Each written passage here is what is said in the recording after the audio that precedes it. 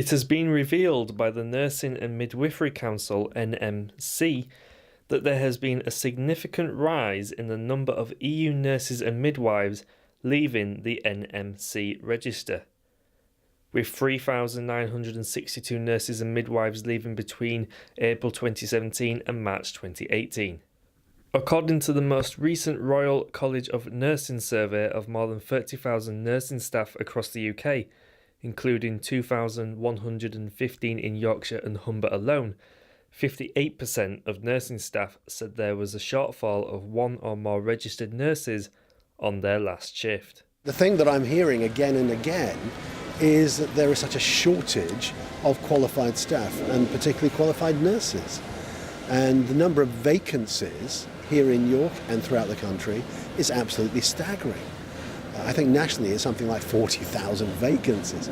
So even though it would be great to have more funding, and we desperately need more funding for the NHS, we need more funding here in York. York just doesn't have its fair share to start with, but that problem is exacerbated enormously by the fact there is this shortage of staff. So even if there were funding tomorrow, it wouldn't instantly be employing more staff because they are just not available.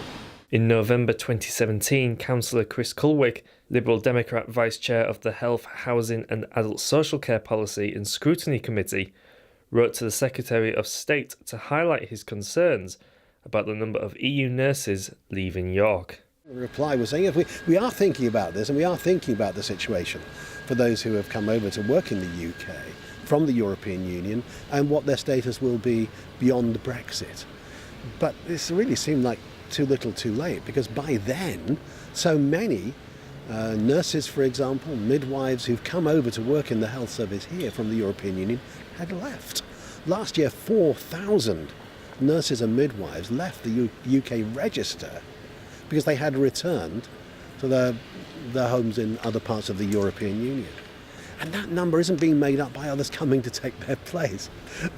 Last year there were just over 805 I think was the number who came. The previous year it was well over 6,000.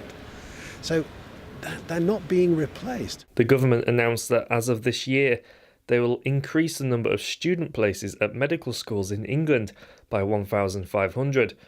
The extra places will be targeted at underrepresented social groups such as lower income students, as well as regions that usually struggle to attract trainee medics. Luke Taylor, That's TV.